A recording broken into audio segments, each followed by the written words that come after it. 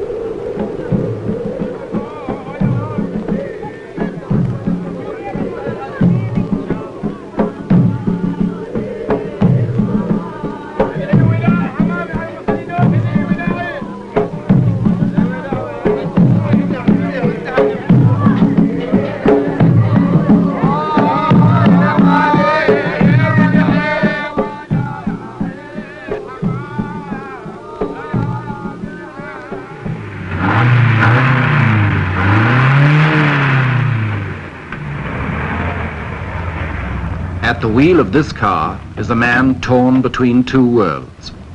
He's an Arab sheikh who was born in an old Arabia and will die in a new one. He worships Allah, loves the desert, and is one of the richest men in the world. His name is Zaid.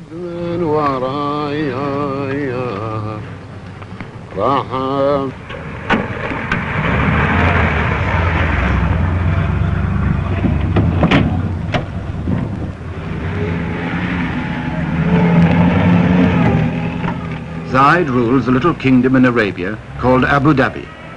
20,000 people in a stretch of sand and salt flats about half the size of Denmark. To the tribesmen who follow him everywhere, he's the undisputed boss. His forefathers ruled the desert from the back of a camel. He rides it in a limousine. But he remains, as they were, the center of tribal life. He's the man you serve, the man you hunt with, and the man you fight for. Above all, he's the man who leads. Wherever Zaid goes, his men go too.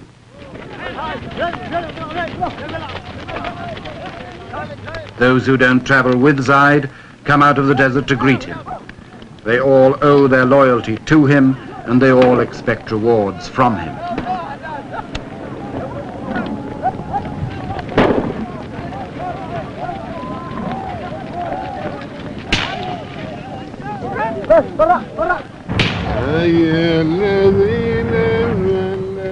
Zaid's tastes have not been influenced much by his money. He likes the simple life, to drive himself, to go hunting and camping in the desert, to be with his people as a sheikh should be, to follow the ways of the old Arabia.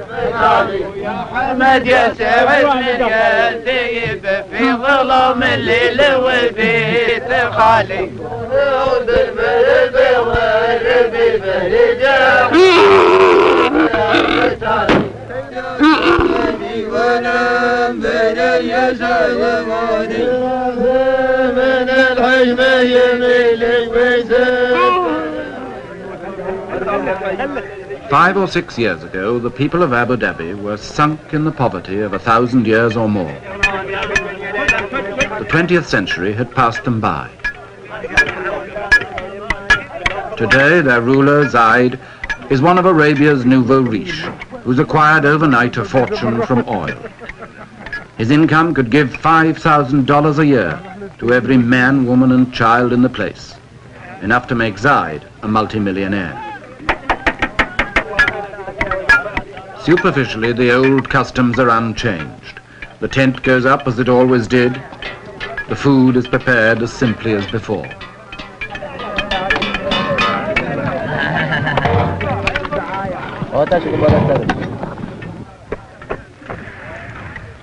Zaid's natural pace is leisurely, almost indolent. Time is about the only thing the desert's been rich in until now. Time for coffee, time for talk, time made into ritual from century to century, from morning till night.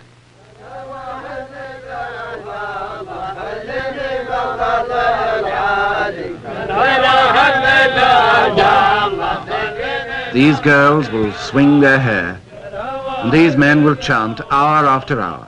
In the desert, there's no rush. At least, that's how it used to be.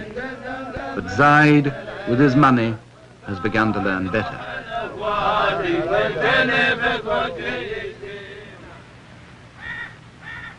In this palace in Abu Dhabi, Zaid had a brother. His name was Shakbut, and for more than 30 years he ruled Abu Dhabi in poverty and comparative peace.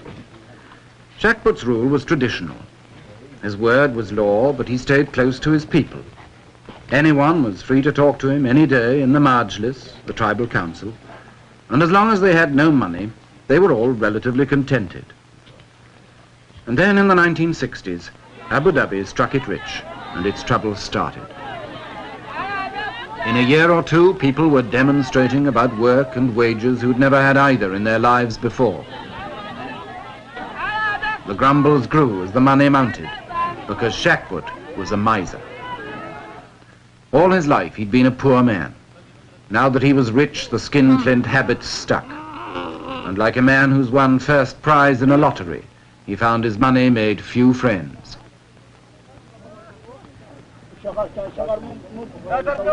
People began to say his brother Zaid would be a better ruler. He had a mind more open to the world. He was generous. He was a man's man. But Zaid had sworn to his mother years ago that he would never harm Shakbut, and for 5 more years he stayed loyal, and the people waited.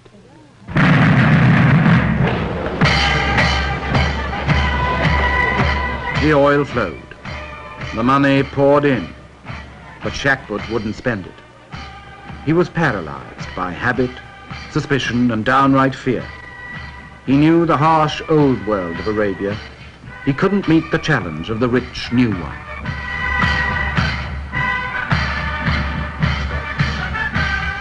By 1966, just 5 years after oil had first been found in Abu Dhabi, Shakbut's wealth destroyed him. Zaid sent him into exile and took command himself, ready to say farewell to the old Arabia. But how was he going to do it?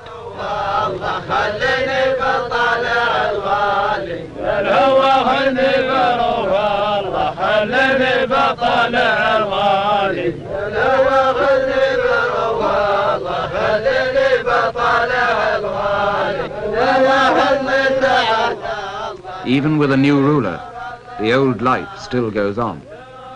A timeless, patient life, dominated by the desert and the unforgiving sun.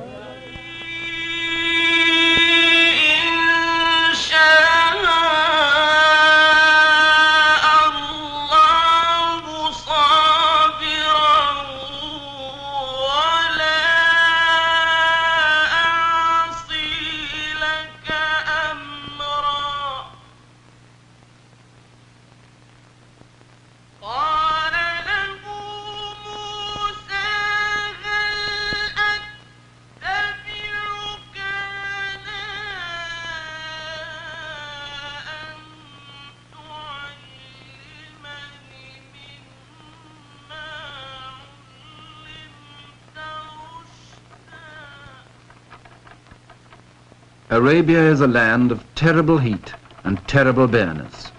A tract of desert as big as Western Europe, practically untouched by the world until a few years ago. To anybody who doesn't live there, it seems a land of mystery and romance, full of the exotic promise of the veil. There are still people who think of it as the land of harems and the Arabians. In reality, it's a harsh and lonely place.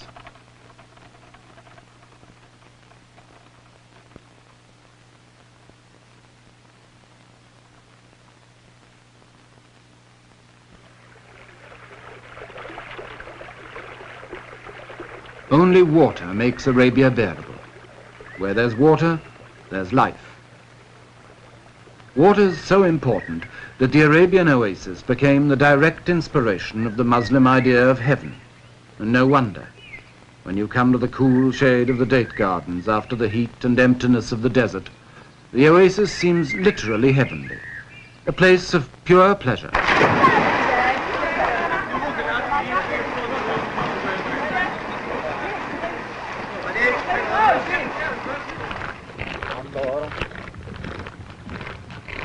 Every well in the desert is like a port.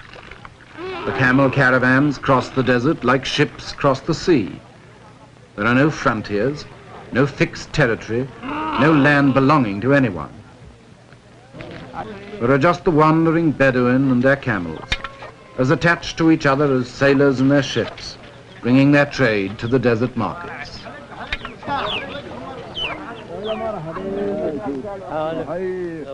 It's a hard life in Arabia, and it breeds hard men, but it's as perfectly adjusted now to the hard land it's lived in as it was in the days of Abraham, the father of all the tribes.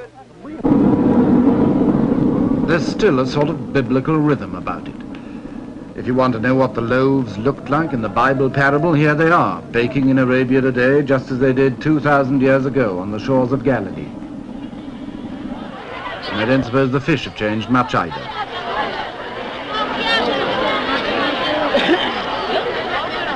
The women of Arabia still hide behind the veil, as Arabia itself has done for centuries.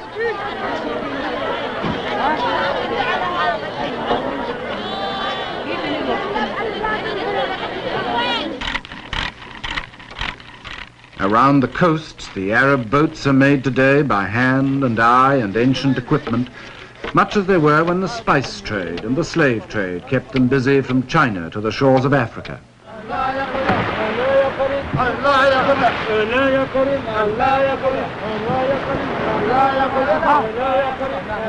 To the Arabs, the sea was a source of wealth that the barren land could not provide. Fishing, pearling, trading, smuggling, and especially piracy. Arab sailors in the Indian Ocean and the Persian Gulf preyed on the ships of Europe in the Indian trade. In the end, their piracy was their downfall. With a few naval sloops and some of the queerest treaties ever devised by man, the British Empire imposed on 2/3 of Arabia's coast the thin red line of peace.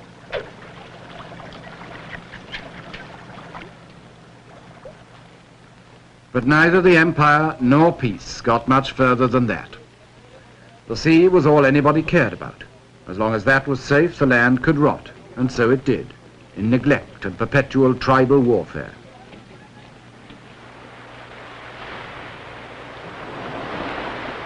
Beyond the coast, most of Arabia lay untouched until 20 years ago.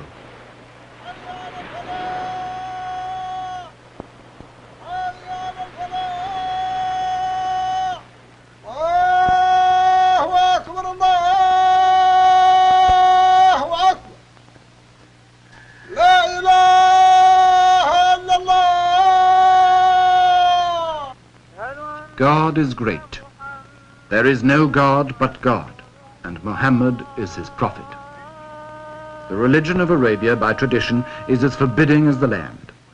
It's nearly 14 centuries since Arabia was the birthplace of Islam, but it's still the home of the most devoted of all the followers of Muhammad.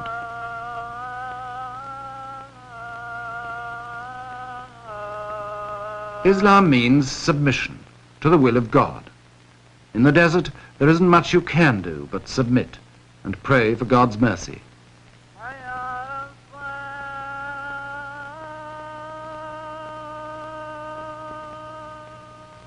Submission makes everyone equal. A ruler like Zaid is no different from other men in the sight of God. He submits like them, and wherever he is, he prays like them, and with them too.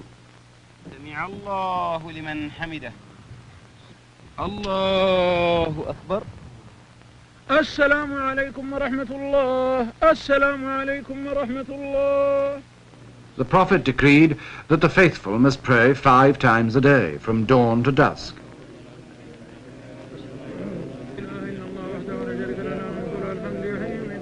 You can pray together or alone, with a priest or without one.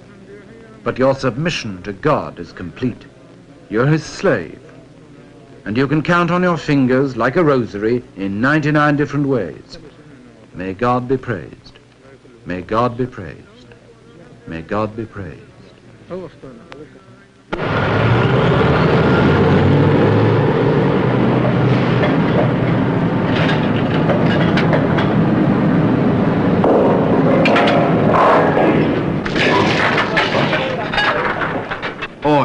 has ended the centuries of Arabian isolation.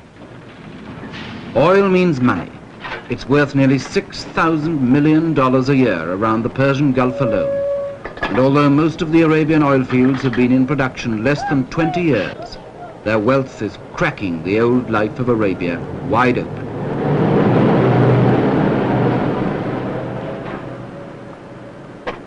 To most of us, oil may be just the stuff that drives the car. To Arabia, it's a revolution. There isn't a thing it leaves untouched.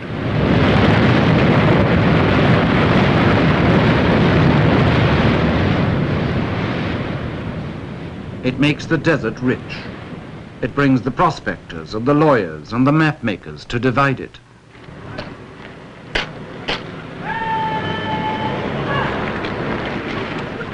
For the first time in history, oil brings soldiers to enforce peace inside Arabia.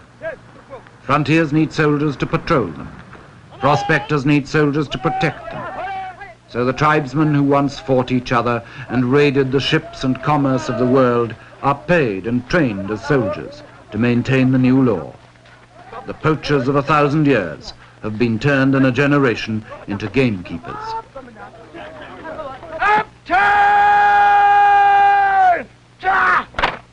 تمام من اليسار أديتان تاب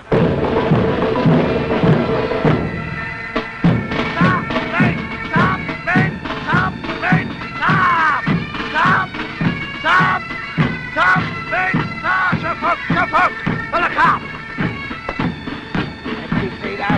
سيدا ورا Stop! Wait! Stop! Wait! Stop! Stop! Wait! Stop! Wait! Stop! Wait!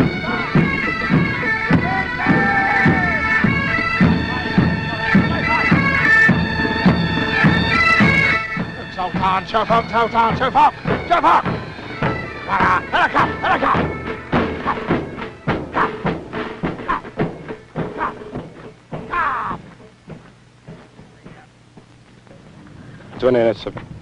245, sir. 245. Money begins to make its mark everywhere.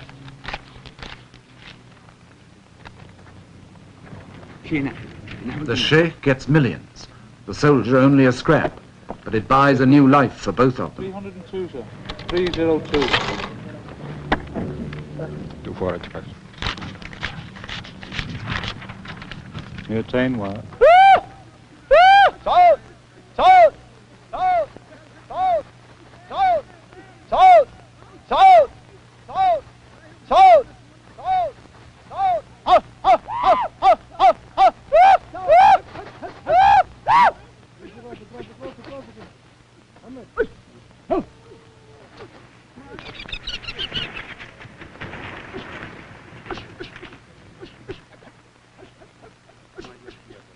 On his hunting trip, Zaid chases the desert game with a string of falcons as long as his purse.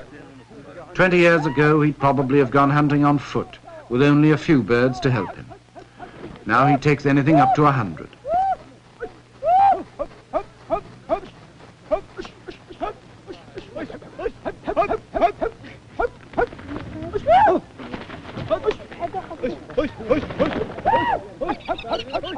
Each of Zaid's followers has a falcon to look after.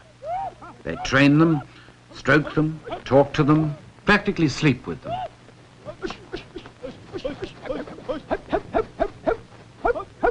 Like racehorses, they're the pampered darlings of a rich man's camp. And like racehorses, they cost big money. A good bird will fetch $600 or more, imported from Syria or Iraq. And with so much oil money in Arabia now, the price is rising every year.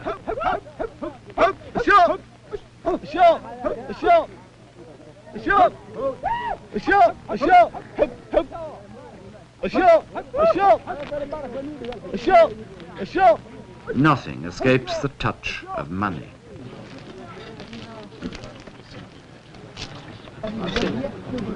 Money changes all relationships. When Zaid visits his neighbors now, the traditional feast for a visitor becomes an offering to a wealthy benefactor instead. Unlike many of Arabia's oil millionaires, Zaid believes in sharing his wealth. He told me once, the oil business is like a lottery. I might still be poor and my neighbors might be rich, so we ought to help each other. He's already given away millions. Zaid's host at this feast was one of his poorest neighbors.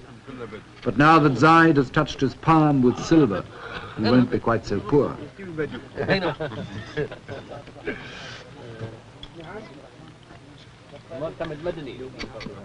The feast is traditional: goat's meat, chicken and rice. And when the VIPs are finished, the lesser men move in.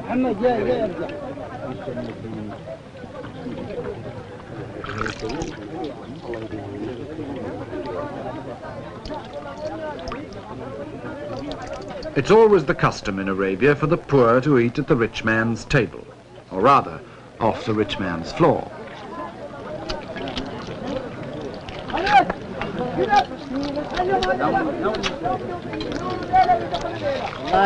When this lot are finished, there'll still be more to come, in descending order of rank and ascending order of hunger. It's not the most elegant spectacle, and it's not the choicest food, but in a harsh and hungry land, any excuse is welcome for a blowout, especially when it's held for a man with money.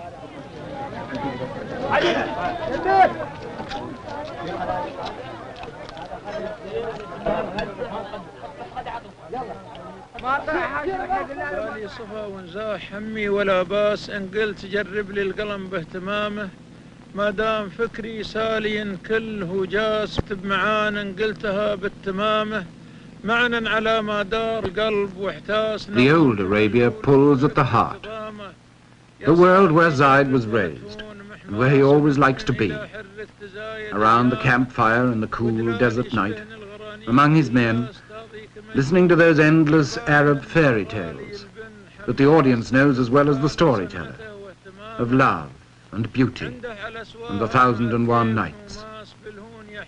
When the hunting's over and the caravan's resting, this is how they've passed the time for 1,000 years.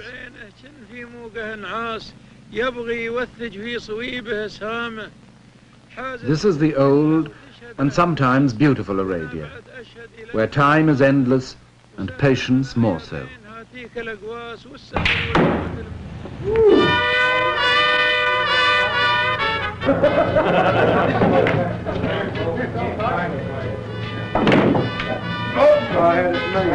But in the new Arabia, time is money, and that pulls at the purse strings. This is the Arabia of the air-conditioned desert, the sanitized, sterilized caravan of the 20th century, with its international wealth and international accents.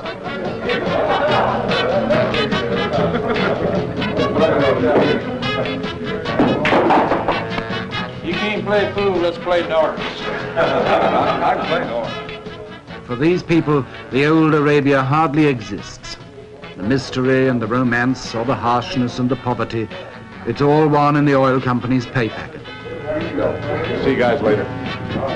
To them, Arabia is just another job.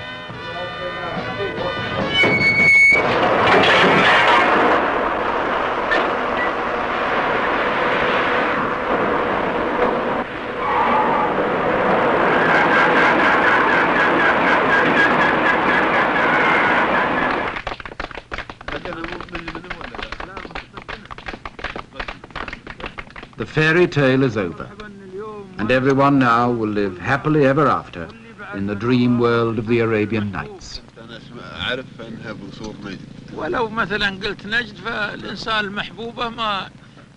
But in the real world of Arabia tomorrow, it's not so easy. Not even Zaid's best friends can promise him a happy ending to his modern fairy tale that's only just begun. You can't reconcile the old life with $100 million a year, as his brother Shakbut learned. You can't even choose whether you'll have the old life or the new. God and the oil business have already chosen for you. From now on, you can only try to ride the terrible tiger of the 20th century and wonder if it will not eat you in the end.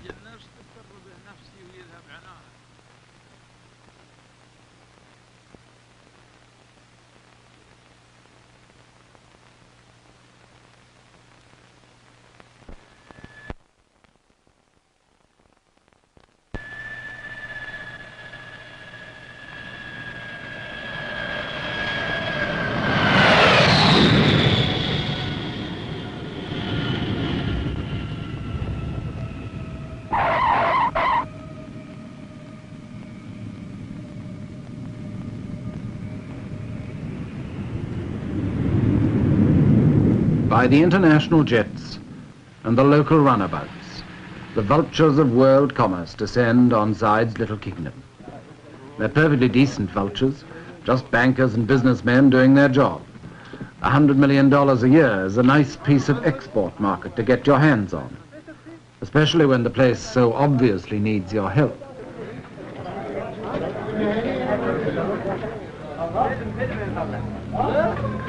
Ten years ago, when I first came to Abu Dhabi, there was only one plane a week. Now there's more than one a day, and the old place can't quite cope. I've been here before. Well, there's been quite some improvement here in 4 years since I've been here. I fully expect to see some floor shows when I get on into town. With some striptease also? Well, no, that's a little too much.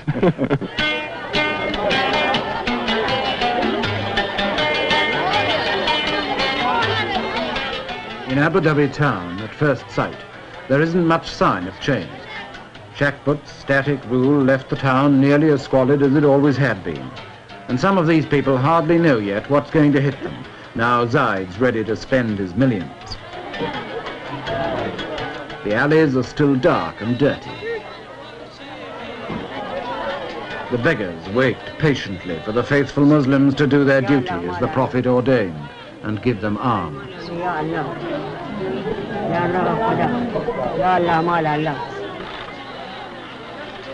This is what Arabs call the souk, the bazaar or marketplace.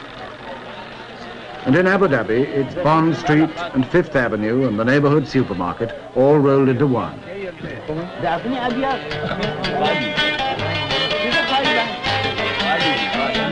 For the Arabs of the desert, it's got everything we mean by bright lights and the big city.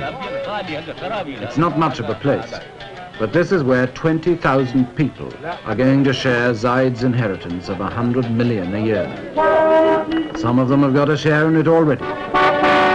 They've bought big cars to go bumping over the unmade tracks. Big lorries to cash in on the building boom. And they've also learned to throw them away, like all good modern men. There are 4- and 5-floor office blocks instead of shanties, and concrete instead of mud. The modern world, our world, is taking over. I remember, for instance, not long ago, when there wasn't a single bank in Abu Dhabi. Now, these buildings are all banks. Money in the bank means money to buy with, and the beach at Abu Dhabi is piled with purchases.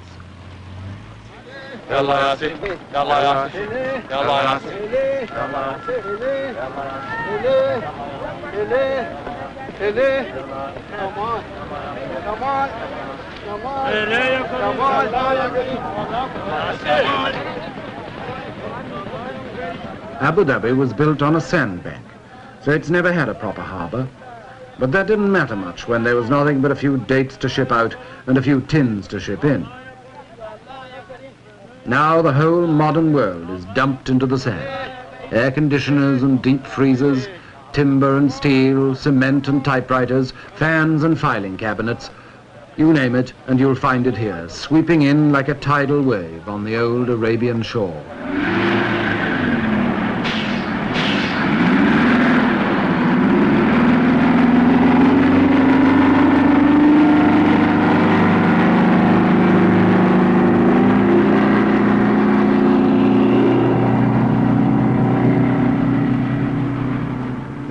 We call these construction machines. They're also weapons of destruction. They can rip up an old road or knock down an old house even faster than they can build new ones. And in Arabia now they can and do tear an old way of life to shreds before a new one has properly begun. Not that many Arabs object. In fact, most of them are only too glad to help with the destruction of their old way of life. They can see the vision of a better life in a bulldozer, and they want a piece of it.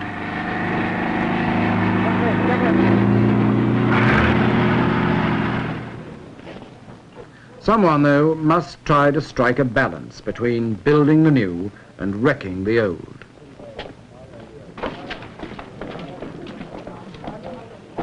That someone is the ruler, Zaid.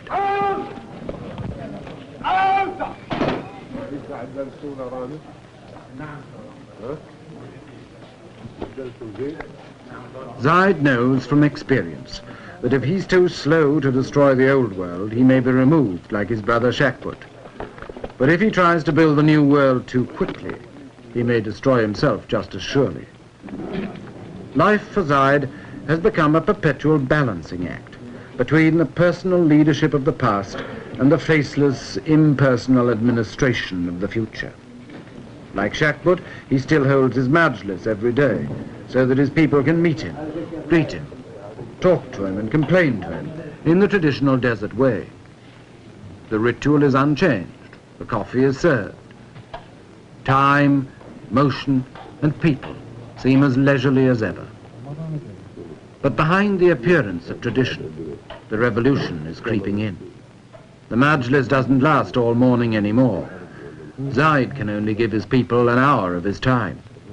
And even that's interrupted by the demands of the modern world.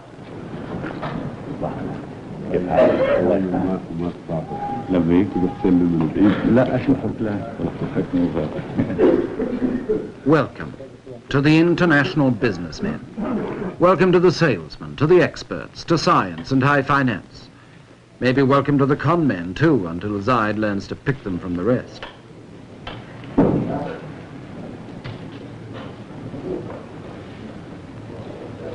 Of course they all sit down together. And of course they're all equal, East and West, the world and Arabia. The courtesies of the old world, mingling with the business of the new.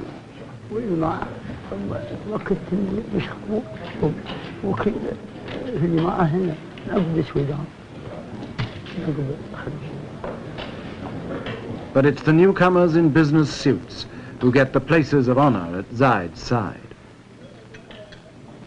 And not just because Arab hospitality demands they should be favored. They're there because they represent power. The power to provide the people of Abu Dhabi with anything Zaid can now afford to buy. Still, the ritual goes on, balancing the new with the old. The first thing a visitor must do in Arabia is to learn patience. You can sit for hours in places like this and never do anything but ask after each other's health.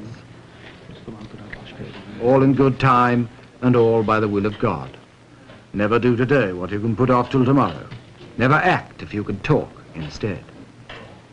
The tribesman with a problem comes to Zaid to sort it out. And everybody else must wait. Patience and still more patience. But now there's $100 million of good hard cash burning a hole in patience every year. That's business that won't wait. It may be the will of God that's given it to Abu Dhabi, but it's the will of man, and especially the will of Zaid, that has to decide what to do with it now.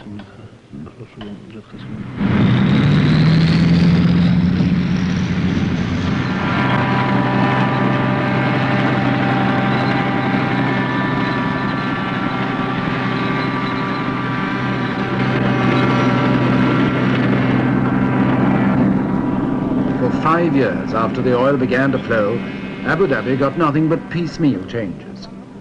Now Zaid has come to power with a plan to make Abu Dhabi the model state of Arabia, with all the paraphernalia of development.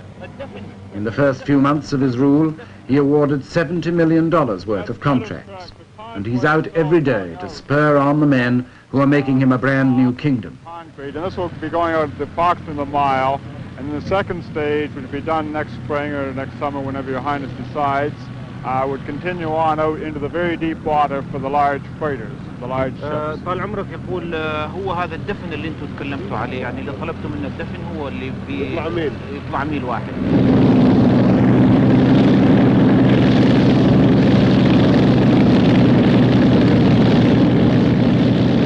The machines that come ashore on the beach are pounding the desert into new shapes. The men who descend from the aeroplanes are drafting a new world. You are working night shift also? Yes, day and night.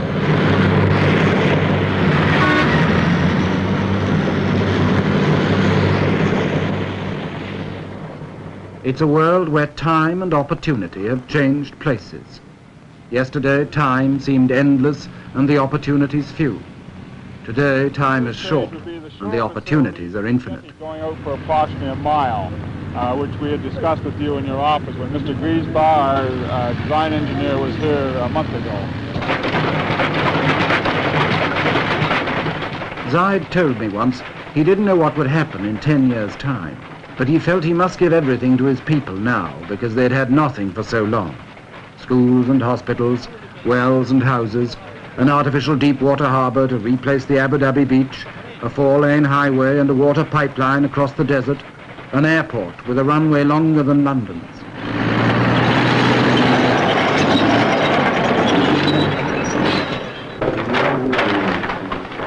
This is just the location of it. Now, you are approximately in this area here, Your Excellency, Your Highness, and as we're going down the road... Of course it'll change everything. Zaid's told me that too.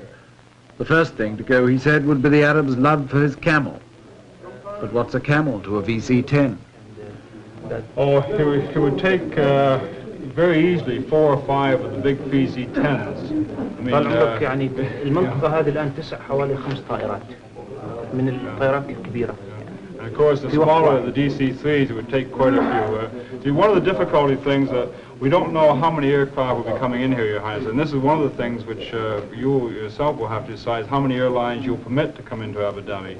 And this will, of course, govern the number of aircraft here at any one time. Decide. Choose.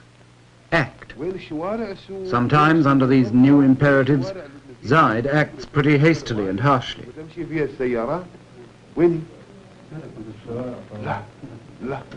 He dismissed this plan for a new souk in Abu Dhabi with scarcely a moment's thought. Small scale, no, yes, oh yes. We'd have to show detailed plans. Yes, bigger. استوي هذا على حسب رضاكم اللي ما شو اسمه. لا لا لا لا لا لا لا أنا مو براضي عن هذا ولا. No, no, no, never, never, never. Take it away and start again. So 2 months' work is demolished in a moment. He who pays the piper calls the tune.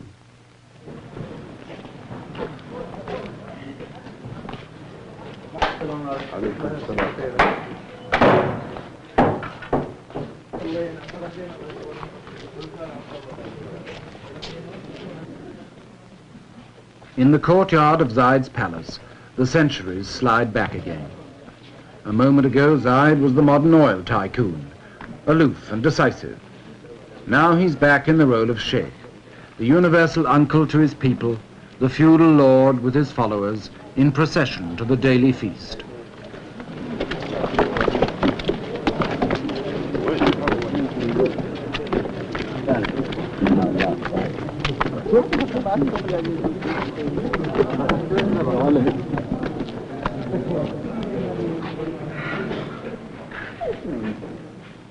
To the tribesmen of the desert, used to bread and dates in the sand, Zaid's table is a revelation.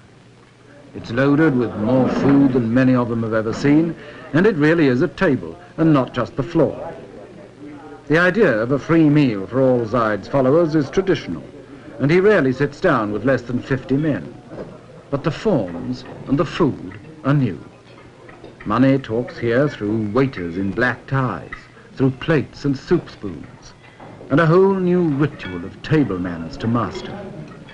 Like the newly rich in any part of the world, the Arabs of Abu Dhabi are learning to keep up with the Joneses. Snobbery is the latest local vice.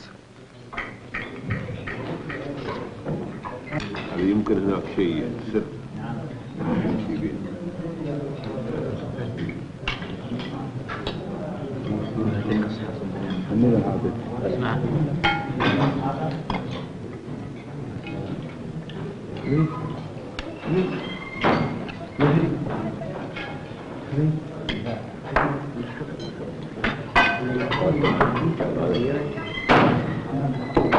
These are our rulers. These are our rulers. Good.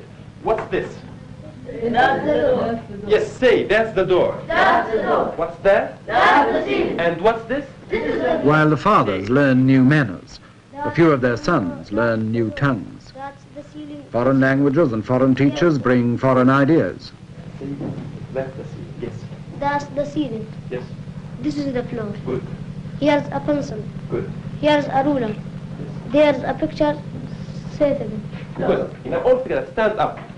Yes, that's the window. Huh. That's the window. That's the door. That's the ceiling. This is the floor. Here's a pencil. Here's a ruler. There's a picture. Say it again. فإذا انشقت السماء وكانت فبأي آلاء ربكما تكذبان. But the old ways are still the only ways for most of Arabia's children. Schools like this, where the boys learn the Holy Quran by heart, haven't changed in 1,000 years. It's still the only sort of school most kids ever see, if they're lucky enough to see a school at all.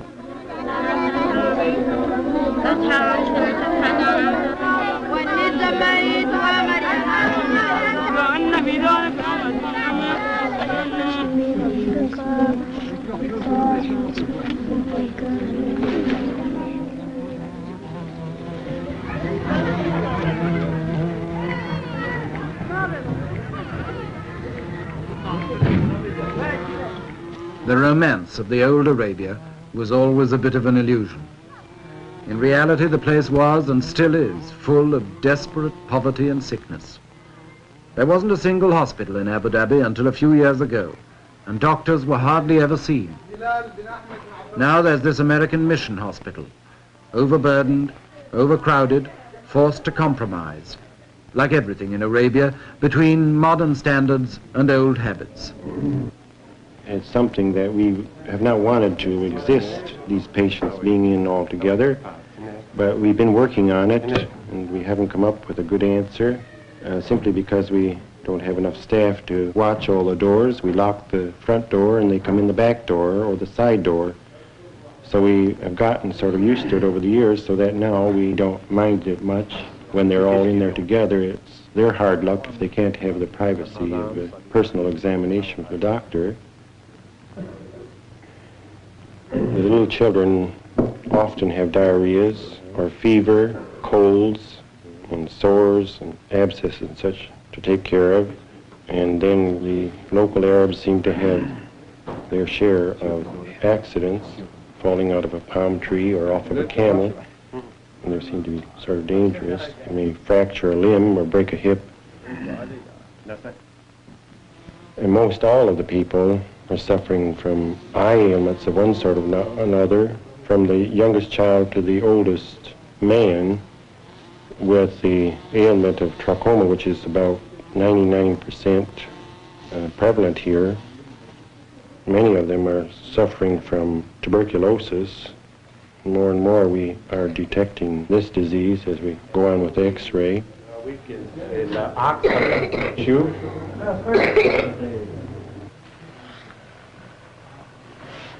تمام هذا تمام هذا الحين نريد نفس صدرك شوية ها ورايك بس من هني. Tradition still throws a veil around the women of Arabia that even the doctor can't quite penetrate. His examinations here are probings in the dark. وين يعرج أكثر هني شوية هني شو هذا هذا أوكل من أول وسم ذي وسم. The women are the most conservative force of all, secluded, unchanging, uneducated, and fatalistic. They accept their lot meekly, and they do their duty faithfully as the handmaidens and chattels of men. But for how much longer, when even under the thorn bush the doctor arrives with his medicine, and every jab with a syringe becomes a sort of revolution?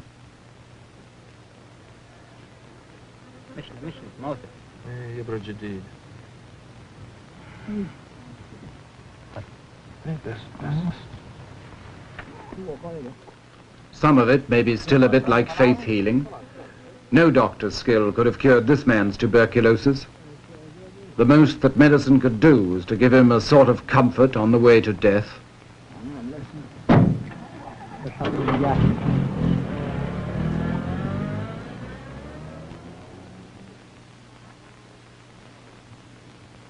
But if the 20th century medicine doesn't always work, it does challenge that submission to the will of God that accepts death whenever it likes to strike. So Islam itself comes under attack. God's will always seems more flexible when you can meet it with a millionaire's money. I have the honor to present the estimates for Abu Dhabi for the year 1967.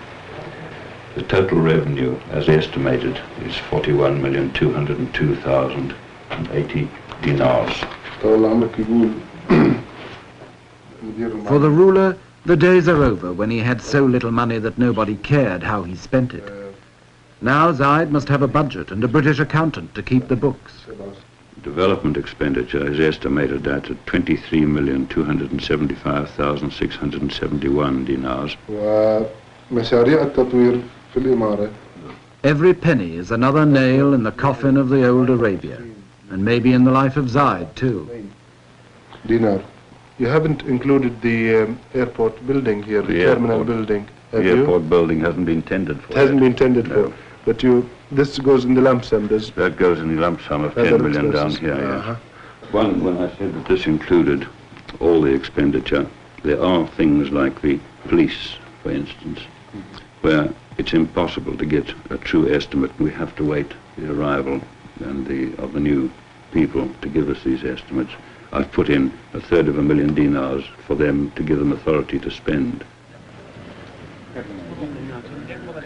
Outside Zaid's office, time still seems endless and patience still comes easily. His people have given up their lives to Allah. What God wills, they still accept. But the signs of dissolution are all around them, like the leisurely old world's cast-off furniture and the new office chairs that are waiting to take its place. As the offices grow, the people seem to shrink. When Zaid was simply the leader of a tribe, these men could meet him every day. Now he's the administrator of a modern state. He's forced to shut them out of his life. They can only wait while the world moves in a business suit.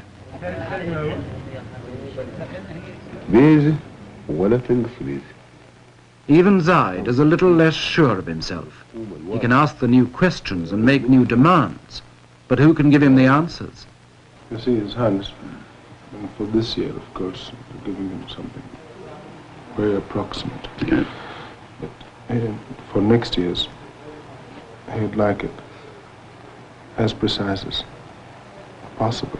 Well, I'm hoping that the exercise in the coming year will give us the material for next year, but at the moment there's nothing to go on.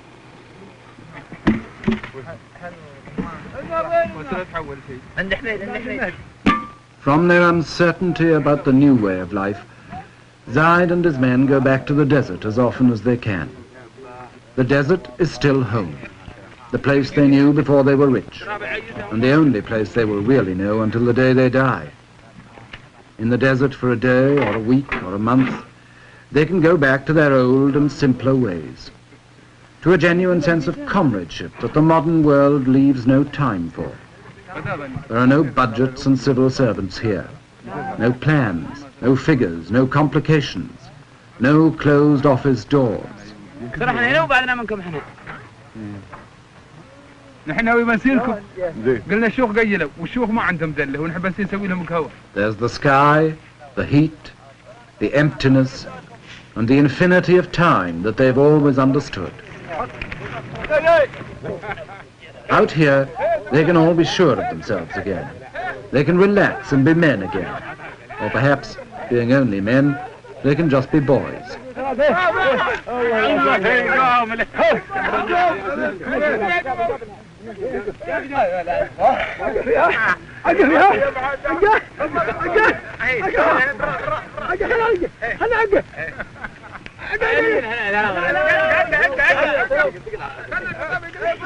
Even Zaid, the ruler, can let his hair down here and be one of the boys fighting a mock battle with his secretary.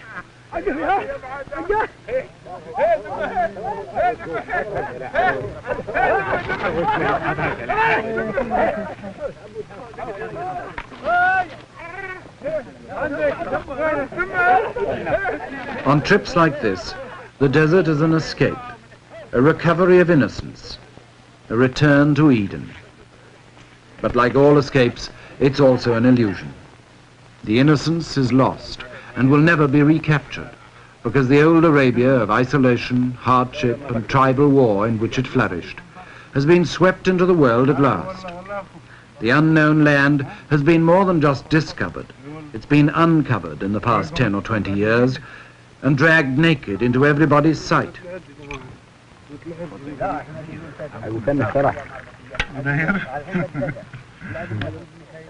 Of course, this doesn't mean that the old Arabia has disappeared in the space of the last few years. It's still a hard land that breeds a hard people. Tough individuals like Zaid and his men, and some of them still fighting a rearguard action against the assaults of the modern world. All the same, in the end, the 20th century brooks no defaulters. Here in Arabia, one of the last of the lonely lands is surrendering its old independence. From now on, its people will have to face, like the rest of us, the infinite hopes, possibilities, and disillusionments of the modern, universal world.